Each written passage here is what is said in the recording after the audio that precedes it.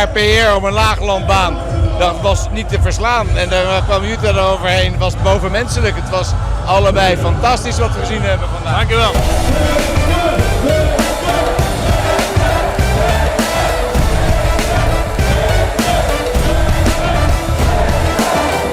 Super mooi, ontzettend trots dat ze überhaupt een Olympische medaille had. Alleen nog toen ze die race rieden hier, dacht ik van nou, misschien is het wel goud.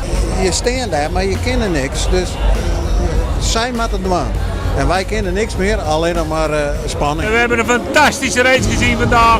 Waar we sublieme kok zagen die een fantastische 1.12 reed. 3 seconden onder Suzanne Schulting. We denken er komt nooit iemand meer aan.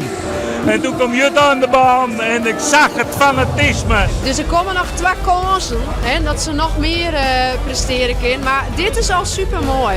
En de vorm is er en nu is het gewoon een kwestie net ziek worden. Dus... Tijdens de race dan just dat het heel goed gaat.